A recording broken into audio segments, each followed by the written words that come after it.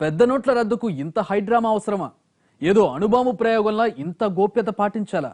గతంలోనూ పెద్ద నోట్ల రద్దయిన సందర్భాల్లో నాటి పాలకులు పాటించిన నియమాలు మోడీ ఎందుకు పాటించలేదు? ఎవరికీ తెలియకుండా ఒక్క మాటతో పెద్ద నోట్లను ఎలా రద్దు చేశారు? రిజర్వ్ బ్యాంక్ ముద్రించిన నోట్లే చెల్లవని చెప్పేస్తే అది ఎంతవరకు సమంజసం?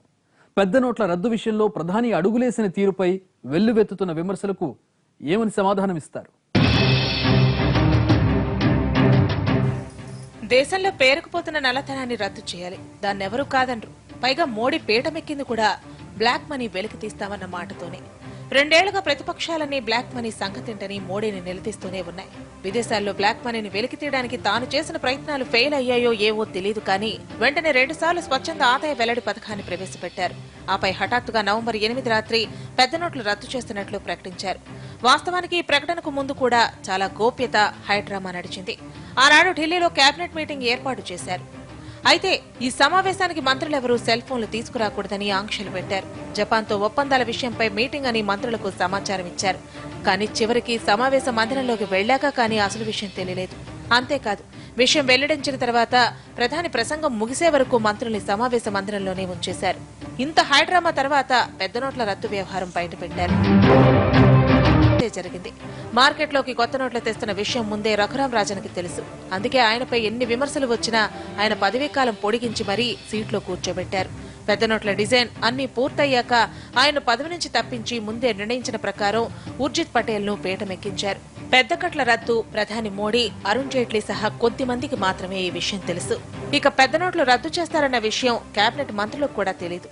ఇక కొత్త నోట్ల ప్రింటింగ్ కూడా ఎవరికీ తెలియదు. ఇంత రహస్యంగా సాగించి ఏదో అణుబాంబు ప్రయోగాల్లో ఒక్కసారి ప్రకటించారు. నిజానికి సామాన్యుడి సంక్షేమం కోసమే ఈ నిర్ణయం తీసుకున్నామని ప్రధాని ప్రకటించిన ప్రకటన తర్వాత సామాన్యుడి సంక్షేమం ఏ కోసానా కనిపించలేదు. నిజానికి పెద్ద నోట్లు రద్దు చేస్తారన్న విషయం మోడీ సహా ఇతర పెద్దలకు ముందే తెలుసు. కానీ ఎవరూ బయట పెట్టలేదు. ప్రభుత్వం ఐడిఎస్ ప్రవేశపెట్టి దాన్ని పొడిగించింది. ఈలోగా నల్ల కుబేరులపై వేటు తప్పదని జైట్లీ సహా కేబినెట్ లో పెద్ద తలకాయలు చాలాసార్లు హెచ్చరించాయి. అంటే పెద్ద నోట్ల రద్దు విషయం వాళ్లకు ముందే తెలుసు. కానీ ఎవరూ ముందుగా హింట్ ఇవ్వలేదు.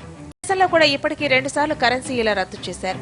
1939లో కూడా మన దేశంలో 10,000 రూపాయల నోట్లను అప్పటి బ్రిటిష్ ప్రభుత్వం రద్దు చేసింది. ఆపై స్వాతంత్ర్యం వచ్చాక 1957లో నెహ్రూ మార్కెట్లోకి 10,000 రూపాయల నోట్లతో పాటు 5,000 రూపాయల నోట్లు విడుదల చేశారు. కానీ ఈ పెద్ద నోట్లతో బ్లాక్ మనీ పెరిగిపోతుందన్న ఆరోపణలు వెల్లువెత్తడంతో వాటిని 1978లో జనతా ప్రభుత్వం రద్దు చేసింది. 1978లో కూడా పెద్ద నోట్లు రద్దు చేశారు. కానీ అదేమీ రహస్యంగా సాగిన ప్రక్రియ కాదు. హఠాత్తుగా ప్రకటించిన నిర్ణయమూ కాదు.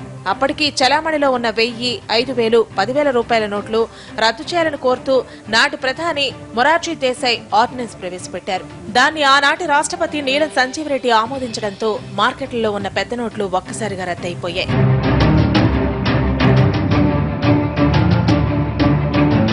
కానీ ఇప్పుడు కనీసం ఆర్డినెన్స్ కూడా వేయకుండానే ఒక్క ప్రకటనతో పెద్ద నోట్లు రద్దు చేసేశారు మోడీ. నిజానికి అన్ని రాష్ట్రాల సీఎంతో చర్చించి ఓ సానుకూల నిర్ణయం తీసుకుని ప్రజలకు కలిగే ఇబ్బందులు ముందుగానే తెలుసుకుని వాటికి అనుగుణంగా చర్యలు తీసుకుంటే బాగుండేది. కనీసం ప్రత్యామ్నాయ ఏర్పాట్లు చేసి ఆ తర్వాత నిర్ణయం తీసుకుని ఉన్న పరిస్థితి మరోలా ఉండేది. కానీ మొండిగా తన నిర్ణయాల్ని అమలు చేయడానికి బ్లాక్ మనీ వెలికి తీయటం సాధ్యం కాకపోయింది.